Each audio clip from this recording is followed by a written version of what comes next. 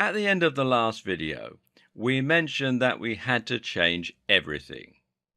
Now, that's a pretty tall order, but using the aforementioned Kaizen approach, we should see it's relatively possible to gradually introduce change that starts small and eventually becomes all-encompassing. But before we go on, perhaps I should explain what I mean by change everything. Why do you need to change everything if all you want to do is get a little more energy? Let's take a look at one example and use that as a microcosmic example of why it doesn't work to try and change one aspect of your health and lifestyle in a vacuum. If you're like an awful lot of people, then at some point you've probably tried to get into better shape. That might mean you joined a gym, or perhaps you paid for a training program to get written for you. And if you're like an awful lot of people, you may have failed to stick at the training program or to see the results you wanted. Now, why is that? Probably it comes down to the simple fact that the training program was too ambitious. Very often, a training program will involve working out 3, 4, or 5 times a week at a gym. As a standard rule, workouts will be somewhere between 40 to 60 minutes. So that's immediately 4 to 5 hours of extra time that you need to take away from your current working week. Then there's the fact that you need to travel to and from the gym. And this can take anything from 10 minutes each way to 30 minutes. Then there's showering, and then there's the amount of extra washing you create and the fact that you need to pack for the gym. So what you're really doing is taking about 10 hours out of your working week. That's huge. And more to the point, these are 10 exhausting hours. And that's before we've even considered the amount of work we're expected to do in the kitchen. We're supposed to be transforming our diets to be low calorie, meaning low energy, and we're supposed to shop for the food, cook the food, wash up afterwards. You know how it goes. And it's all stressful too. Cooking can be stressful, and so can spending all that extra money on the gym, the food, on the gas. It's just too much. Then there's a good chance that the very reason you're not exercising and getting enough activity right now is because you're too tired half the time. This is why so many of us let ourselves get into bad shape to begin with, and it's why we turn to junk food, and it's why we struggle to stick to new goals. In short, we're already doing as much as we can.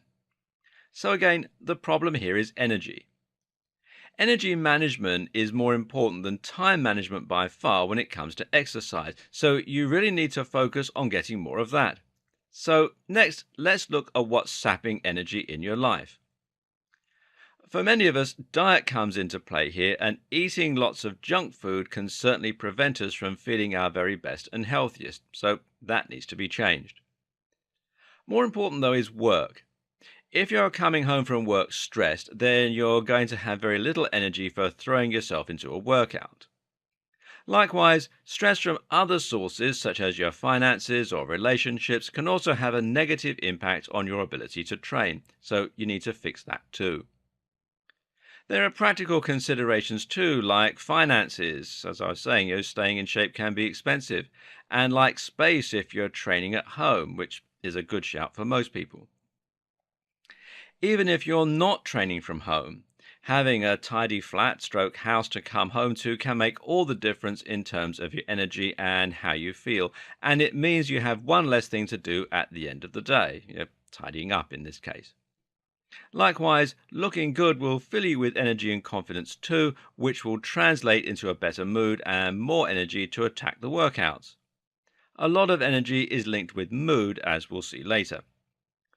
Then, of course, those other things come into play: time, motivation, and the right program. The point I'm making is that picking a training program and pledging to stick at it just doesn't work unless you're also looking at what has been holding you back so far.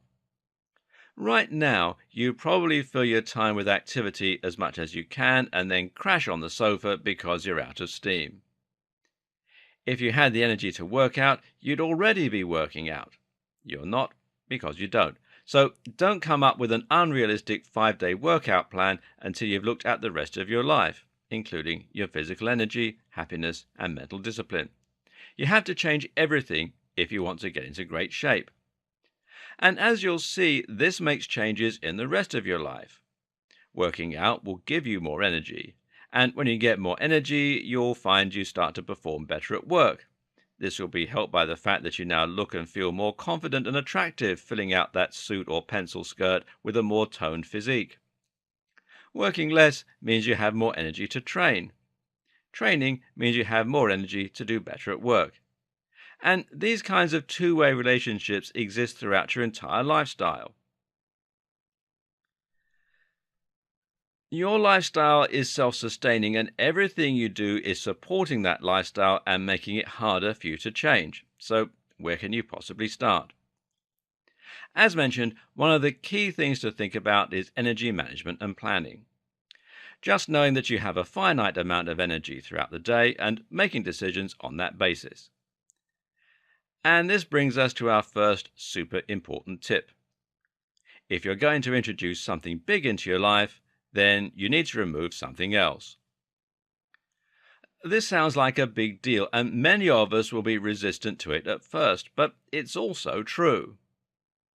If you're going to try and exert yourself for 30 minutes after work every day, then you need to find a way to save 30 minutes of both time and energy. Getting up 30 minutes earlier will give you more time, but perhaps going to bed 1 hour earlier the night before can give you some more of the energy. Or perhaps you just make the decision to save energy by going out a little less. If you have a weekly pub trip, then consider cutting that out, especially as alcohol will sap your energy in the long term. If you have a very busy social calendar, perhaps consider seeing one friend less. Now, that sounds harsh, but life is all about making tough decisions. Or maybe you'd rather cut out one of your more tiring hobbies or extracurricular activities. Again, it's hard and it seems cold, but the simple fact of the matter is that every action needs an equal and opposite reaction. You can't pull extra time out of thin air. But that's what's going to bring us to our next video and a somewhat more appealing sounding alternative. Finding lots of little ways to save more time and energy throughout the day. This is where the concept of Kaizen comes in. If you can save a little energy on the way to work, save a little energy in the morning, save a little energy doing the dishes, well, you might just have a bit more to spend doing the things you love and the things that are important to you.